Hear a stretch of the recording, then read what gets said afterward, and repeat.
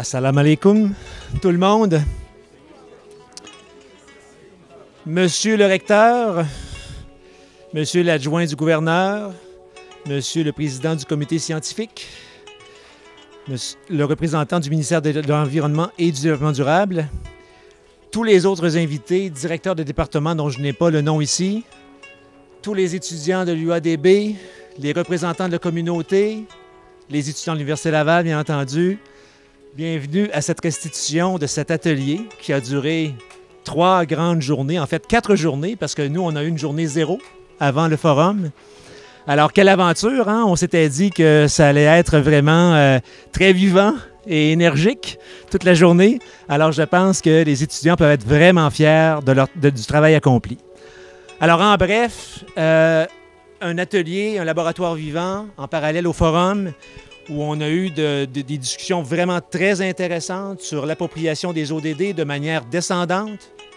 Et nous, on était là en parallèle pour voir comment est-ce que les ODD peuvent être domestiqués de manière ascendante.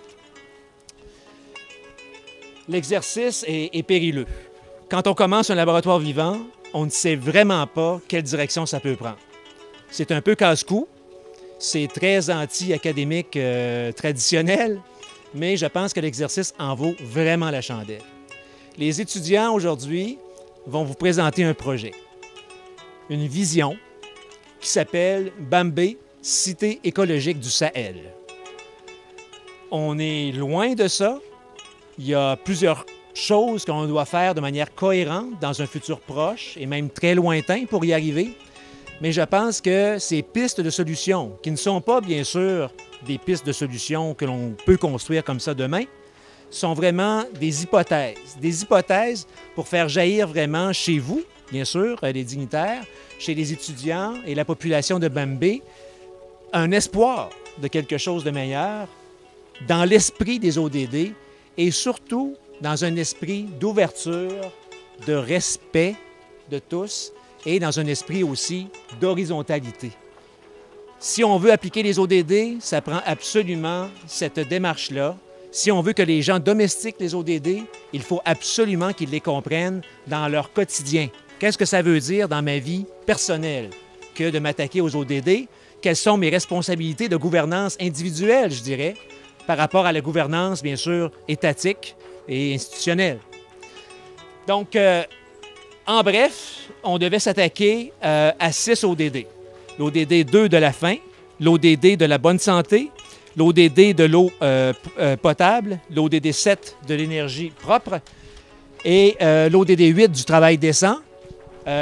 Tous des ODD qui ont été croisés en fonction de différentes activités de priorisation des ODD, en commençant vraiment par la concertation régionale, en passant par le travail de mon collègue Daniel Forget, ici présent derrière l'ODD 11, et en fonction, bien sûr, aussi d'ateliers de travail qu'a fait Dr Beng dans le cadre de son projet postdoctoral à l'Université Laval, à l'Institut EDS.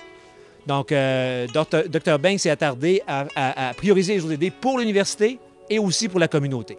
La résolution du problème de développement durable va se faire vraiment par une synergie entre le monde universitaire, l'intelligence universitaire, son intelligence à la fois très conceptuelle et technique, et avec la sagesse populaire. Donc, il faut absolument lier les deux. Les gens de Bambé sont des spécialistes de la frugalité, sont des spécialistes de leur intégration dans l'environnement avec pratiquement, hein, on s'entend là, une empreinte 0. On ne veut pas qu'ils restent dans la pauvreté, mais on veut tout simplement promouvoir cette frugalité tout en leur donnant vraiment la santé, le bien-être, ce à quoi ils ont bien droit. L'ODD 11, donc, là, on vient d'en ajouter plusieurs. L'ODD 11 avait été identifié aussi dans la priorisation et c'est l'ODD vraiment de l'intégration. Alors, on a beau faire plusieurs projets comme ça, dispersés dans l'environnement, il faut vraiment avoir de la cohérence. Les ODD sont indivisibles, nous permettent vraiment de voir les synergies. Quand on investit un CFA, il faut que ce 1 CFA-là, que la chaîne de valeur associée au 1 CFA vienne finalement contaminer l'ensemble des ODD. Alors, c'est la seule manière d'y arriver. L'ODD 11 permet justement d'avoir une vision plus globale de gouvernance de Bambey pour qu'elle devienne et qu'elle réponde à cette prétention qu'on vous propose aujourd'hui de devenir vraiment la cité écologique du Sahel. Alors, sans plus tarder, je demanderai aux étudiants de présenter succinctement, vraiment, en quelque chose comme 4 minutes, top chrono, comme on l'a fait toute la journée, chacun des projets. Et on terminera, bien sûr, par le projet intégrateur ici, au niveau vraiment de la ville de Bambey. Merci beaucoup de votre aimable attention et merci d'être là surtout. C'est un grand marque de respect du travail des étudiants. Merci. Je me présente devant vous en tant que rapporteur de mon groupe pour vous exposer notre travail sur l'ODD 2, c'est-à-dire éliminer la faim. Un travail pour lequel nous avons eu à pencher nos réflexions autour du cadre ou bien du contexte bambéyois et universitaire. Maintenant, à l'issue d'une concertation rigoureuse, nous avons eu à élaborer un projet qui implique aussi bien les étudiants de l'Université Alioune Diop de Bambey et la population de la ville de Bambey. Maintenant, nous avons, premièrement, nous allons parler de l'Université Alioune Diop de Bambey, le projet au sein même de l'université. Nous avons fait un croquis, un schéma plus agrandi de l'université. Nous voulons faire le projet derrière les deux pavillons, le pavillon A et le pavillon B. Et nous voulons faire de l'agroforesterie en même temps de l'élevage. C'est-à-dire faire une partie de l'élevage et une autre partie de l'agriculture. Maintenant, pour l'agriculture, nous avons les salades, les oignons, les maïs, carottes, aubergines, etc. Tout ça là. Et nous avons pensé à faire une liaison entre le bassin qui se trouve au Nouvel Amphi et un autre bassin qu'on propose à l'université de mettre là. Maintenant, nous avons aussi pensé à quelque chose qui est plus innovant à notre humble avis, c'est-à-dire de construire ce qu'on appelle un fesguia. C'est à la manière tunisienne. C'est-à-dire c'est une sorte de réservoir d'eau. Vous savez, en Tunisie, avec 4 jours de pluie, ils peuvent emmagasiner dans ce réservoir suffisamment d'eau pour subvenir à leurs besoins durant tout le reste de l'année. Donc je pense que c'est une bonne initiative. Quelle est son importance? Vous savez, le bassin qu'on a mis là peut être utile après la saison de pluie seulement peut-être 3 mois, 4 mois. Et le reste de l'année, où on doit trouver l'eau. C'est pourquoi on a passé à la fesguia. Maintenant, en même temps, l'eau de pluie qui sera emmagasinée dans les bassins de rétention et dans le fesguia. Maintenant, on utilise l'eau. Maintenant, une fois épuisé l'eau des bassins, on peut maintenant penser à utiliser l'eau dans la fesguia. Et c'est une eau que, je répète, qui n'est pas vraiment tellement sale parce que au niveau, c'est pas bien clair, bon. Mais ici, il y a une pente et quelques pierres. Aux extrémités, ce sont des grandes pierres. Maintenant, plus proche du tuyau, c'est de petites pierres. Cela facilite la filtration et permet aussi d'avoir une bonne qualité de l'eau. Il y a aussi l'élevage. L'élevage, nous avons décidé de le faire par étapes. La première étape, c'est faire un poulailler au niveau de l'université. Et si ça réussit bien, de voir d'autres alternatives pour mieux développer l'élevage au sein de l'université. Maintenant, il y a aussi des partenariats avec la ville de Bambey. Cela vous sera développé par Geneviève Laroche. Oui, mais par mes collègues tout d'abord. Notre projet... Bon, nous avons pensé à délocaliser le projet dans l'enceinte de Bambey. Et maintenant, moi, pour les récoltes qui seront... qu'on aura au niveau de l'université, on va les transformer. On va prendre l'ancienne usine de glace pour la transformation et la conservation. Ainsi, cela pourrait favoriser l'insertion des femmes, ainsi leur permettre d'avoir des emplois. Merci. Bonjour tout le monde. Moi, je vais parler des GIE. Nous savons que font les femmes. Nous savons que quand la femme a des revenus économiques, le panier de la famille est garni, est bien garni. Femme égale développement. Alors nous avons dit que on va impliquer les femmes. Les femmes vont bénéficier d'une formation pour les transformations des légumes et tout ça. De ce fait, elles vont faire du commerce et tout, des transformations. Elles vont bénéficier, elles vont s'autoproduire et s'auto-alimenter de ce qu'elles vont faire. Maintenant, il y aura aussi beaucoup plus d'emplois et aussi les revenus économiques vont se sentir au niveau de la famille. Merci. Dernier volet qui était très important, c'était la formation. Donc, il y aura des liens entre les associations d'agriculteurs, l'ISRA, l'ISFAR, la ferme ici, pour que le savoir circule des agriculteurs d'abord et des formateurs endogènes vers les universités. Donc, faire de la formation du bas vers le haut, plutôt des campagnes vers les villes et vers les centres de recherche, et puis que le savoir soit retransmis dans l'autre sens, dans une relation horizontale. Donc, voilà, merci, c'était notre projet. Et d'échanger avec vous sur comment faire en sorte d'aider ou bien de favoriser, d'aider les femmes ainsi que les hommes, ainsi que les enfants. C'est un projet qui relie tout le monde, quoi. C'est un projet communautaire, un projet social. Donc, on s'est basé du constat selon lequel il y avait vraiment de la mortalité infantile ainsi que de la mortalité maternelle. Donc, on a pensé à ce projet-là, la création d'un groupement de femmes. Un groupement de femmes, mais pas seulement un groupement de femmes, un groupement de femmes qui va prendre en compte les jeunes, les hommes et les enfants. Parce qu'on sait quand on parle de femmes, sûrement, on va parler des hommes, on va parler des enfants, parce que la femme, elle s'occupe de tout le monde. Bon, le projet s'articule comme ça. Bon, on a d'abord essayé de chercher les causes de la mortalité infantile ainsi que de la mortalité maternelle.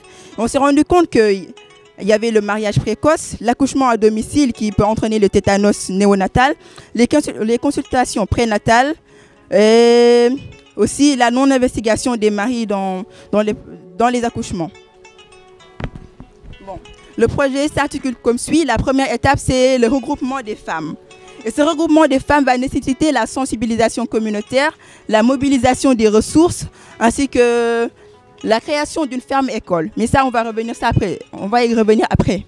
Bon, pour la mobilisation, pour le partenariat, on a jugé nécessaire d'être en collaboration avec la mairie parce qu'on sait très bien que c'est la mairie, qui va octroyer les terres pour nous permettre de construire notre ferme-école ainsi que le potager qu'on prévoit d'aménager pour permettre d'améliorer la nutrition.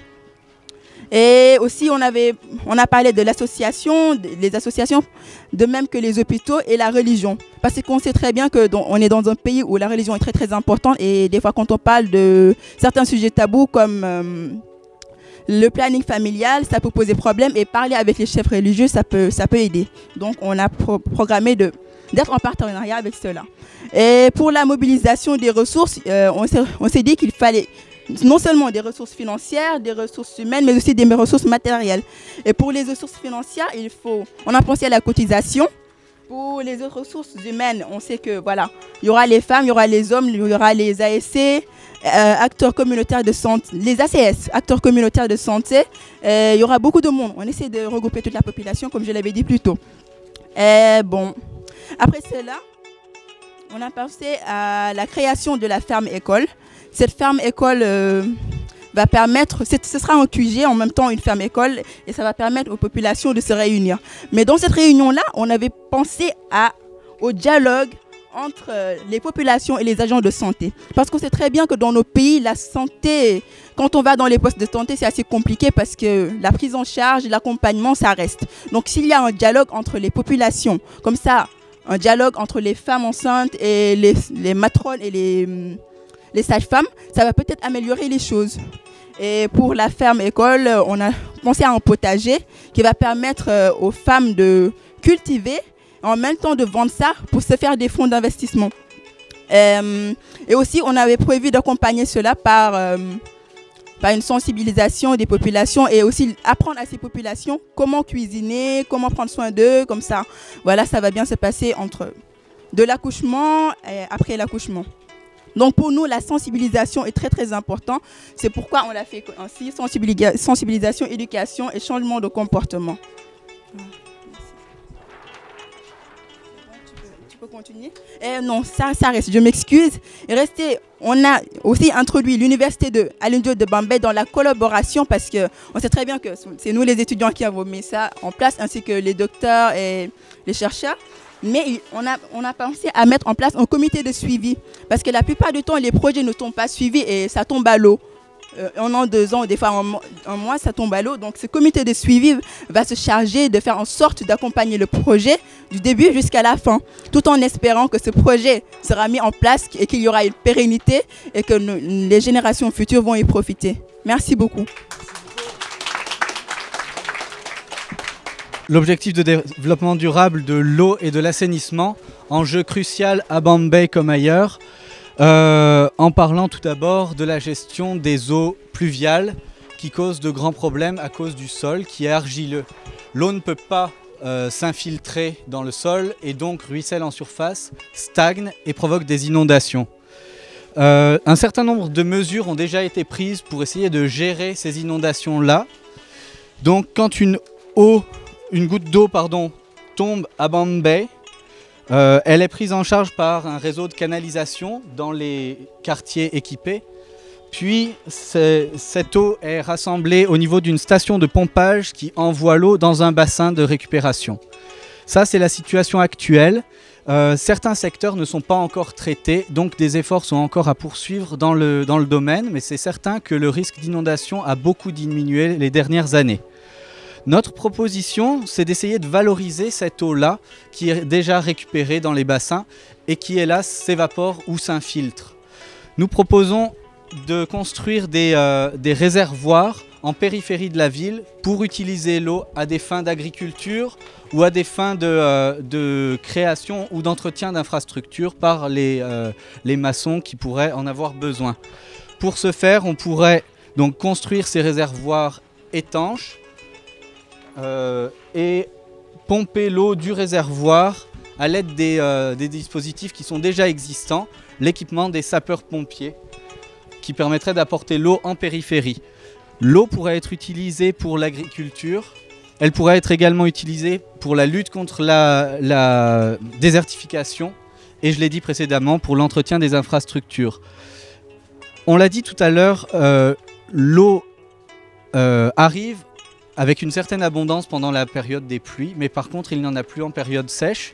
Ces réservoirs-là permettraient d'avoir de l'eau en une certaine quantité. Hélas, cette quantité-là ne sera pas indéfinie, elle sera limitée. Donc pour maximiser, c'est un enjeu de maximiser l'efficacité d'exploitation de cette eau-là. Ce qu'on peut proposer aussi, c'est d'avoir recours à de l'irrigation goutte à goutte, et en particulier dans les zones périphériques où on n'est pas raccordé au réseau et où on ne peut pas utiliser de tuyaux poreux, on peut utiliser un système de poterie enterré, un réservoir qui est poreux lui, et qui permet de distribuer petit à petit de l'eau, ce qui limite l'entretien, l'apport à faire, les efforts à dispenser pour amener l'eau, et qui permet une distribution plus efficace de l'eau. Ces poteries, on l'a vu, le sol est argileux, pourraient être produites sur place à partir de ressources locales. J'en finis avec ça en disant que si ce projet de poterie était réalisable, ça vient apporter une compétence particulière à Bambey qui peut s'exploiter sur l'ensemble du Sahel où les problématiques sont les mêmes qu'ici.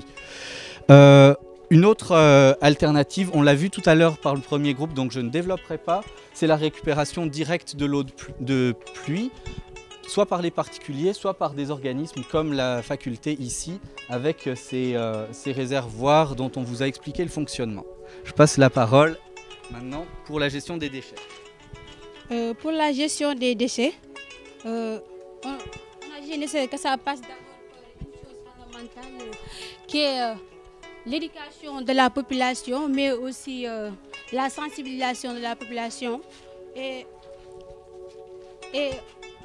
le renforcement du matériel de ramassage, parce que on a constaté qu'à Bambey, il n'y a qu'une seule voiture de ramassage des déchets.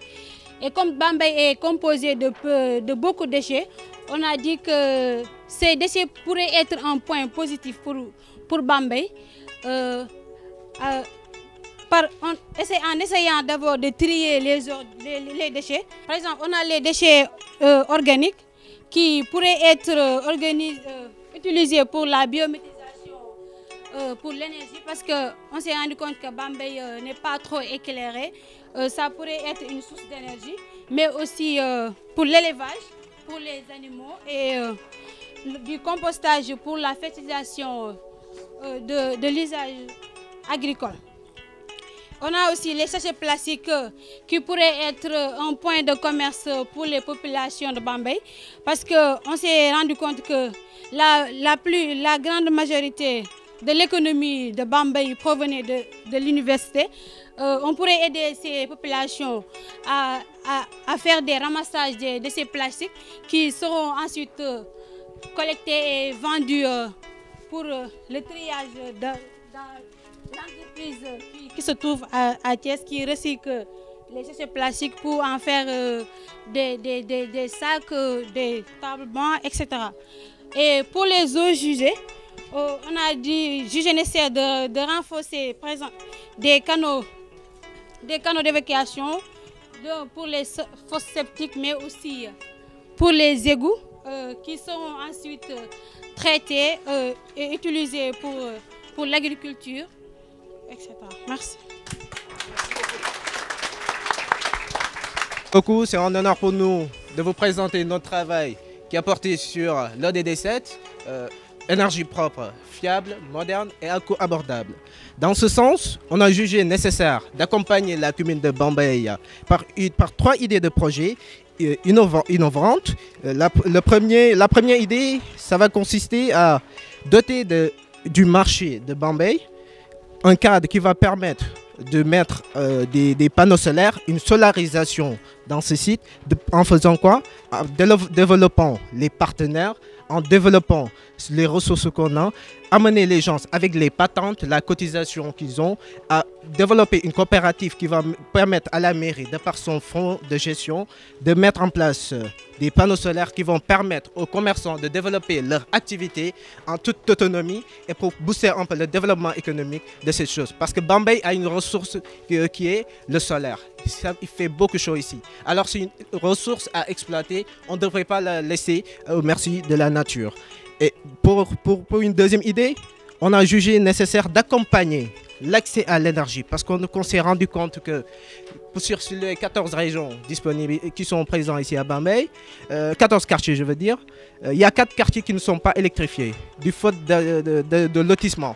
Parce qu'on dit les quartiers qui ne sont pas lotis n'ont pas droit à l'accès à l'électricité et à l'eau. Donc, à quoi faisons? Comme les quartiers de Kermoussa, de Kermoussa, voilà, Kermas, Sakura, DVF Ouest, on va les accompagner à travers un cadre partenarial avec l'université, les ressources qu'on détient. On a des compétences, il y a l'université, il y a l'ISFAR, il y a le CNRA, il y a des compétences sur le domaine agricole. On va faire un partenariat pour essayer de valoriser la zone agricole, pour les booster, cibler des populations, surtout les plus démunies, qui n'ont pas accès à la ressource par faute de moyens. On va développer l'agriculture et ces ressources issues de cette activité qu'on va développer. On va les encourager à aller se doter de l'énergie, peu importe par le branchement énergétique de la Sénélec ou bien par les énergies renouvelables. Je pense qu'il y a une autre idée de projet que je vais laisser la place à Viviane de développer pour vous montrer. Notre dernière idée de projet, ce serait d'encourager la population de tous les quartiers à... on utiliserait les déchets animaliers ainsi que les déchets afin de... Premièrement, on encouragerait la population à abattre leurs animaux à l'abattoir de la commune de Bambey. Puis on encouragerait aussi à utiliser les déchets résiduels afin d'alimenter du biogaz. Donc ça pourrait être un projet qui serait une deuxième source d'énergie pour le quartier. Le financement pourrait se faire par le PNB, le Programme national de biogaz, qui pourrait aider à former le personnel puis amener un soutien financier à ça. C'est ça, puis on avait dit que ça rejoignait l'ODD 8 parce que ça va créer des emplois, etc. Et l'ODD 6 parce que ça va assainir la ville parce qu'il y aura moins de déchets partout. Donc, en gros, c'était ça. Puis on avait aussi pensé que ce serait possible de mettre des panneaux solaires sur l'abattoir afin de générer de l'énergie. Voilà. Donc pour finir, on a retenu 3 idées de projet à base du solaire, à base du biogaz et un cadre partenarial pour orienter les gens, pour les amener à se doter de ressources pour avoir accès à l'énergie, que ce soit pour les énergies renouvelables ou pour les énergies fossiles comme on a, mais on priorise l'accès à l'énergie renouvelable pour un monde de durabilité et de pérennité. Merci beaucoup, je vous remercie. Et donc nous sommes le groupe qui a travaillé sur l'ODD 8 qui parle du travail décent, donc de l'emploi et du travail.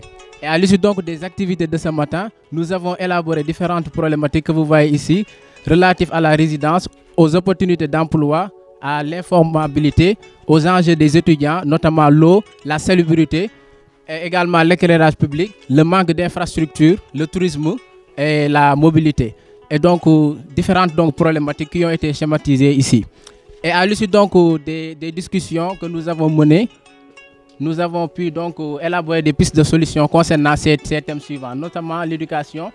Donc on a parlé donc de la mise en place d'un système éducatif innovant qui passe donc par l'introduction des nouvelles technologies de l'information et de la communication au niveau élémentaire pour donc pour tout simplement initier les élèves aux nouvelles technologies de l'information et de la communication.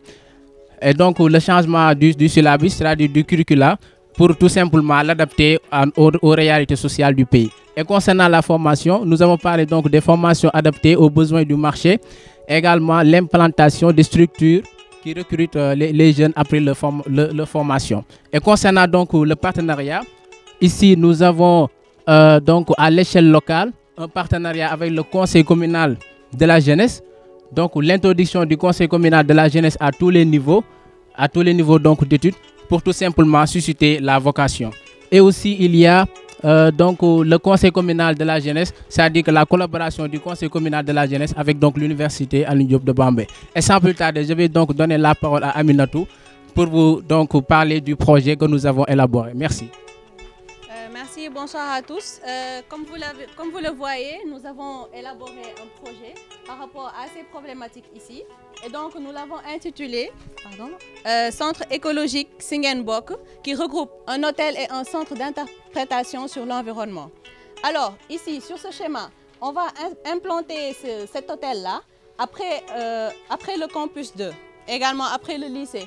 Et donc, campus 2 ici. Ici, nous avons l'hôtel écologique qui va générer des fonds. Là, nous avons des bioréacteurs à petite échelle. C'est-à-dire que les populations vont chacune, au sein de leur foyer, réserver une pièce où elles vont mettre les eaux usées et les déchets pour que la maison puisse s'alimenter en énergie. Et donc, là, nous avons l'agriculture qui se fera à partir d'une eau qu'on récupérera à partir de ce niveau-là pour drainer les champs.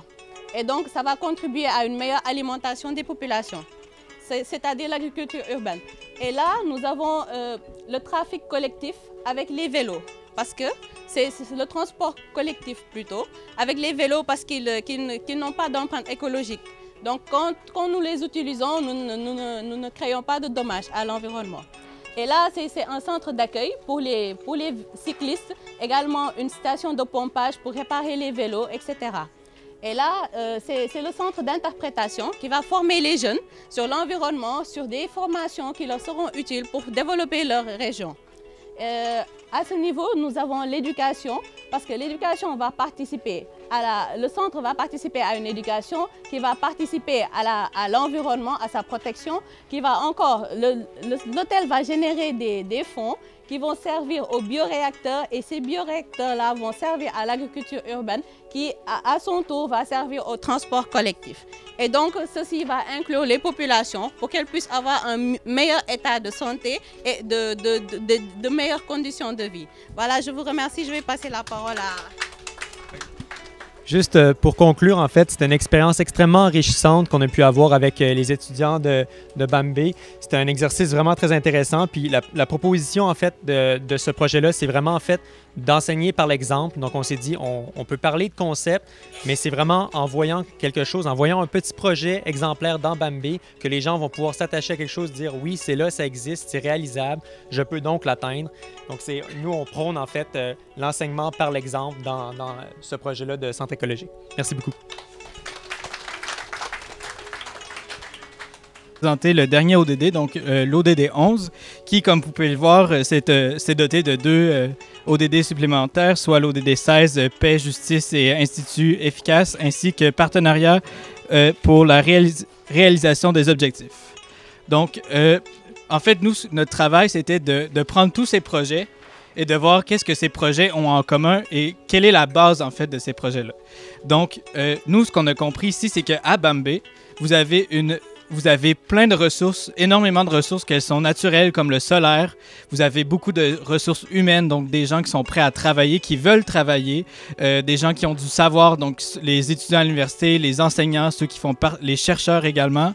Donc, en plus, vous avez la chance d'être une ville quasiment bilingue, donc vous parlez le Wolof et le français. Donc, ce sont tous des très belles ressources que vous pouvez utiliser pour atteindre les objectifs de développement durable.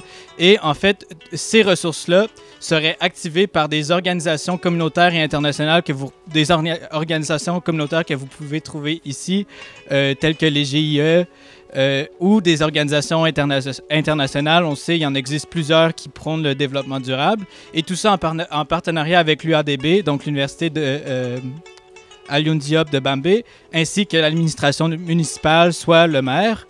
Et aussi avec ce qu'on appelle le microcrédit, ce qui offre l'opportunité à des jeunes entrepreneurs d'aller chercher des ressources et de se partir un nouveau projet et ensuite de pouvoir développer leur projet grâce à cela.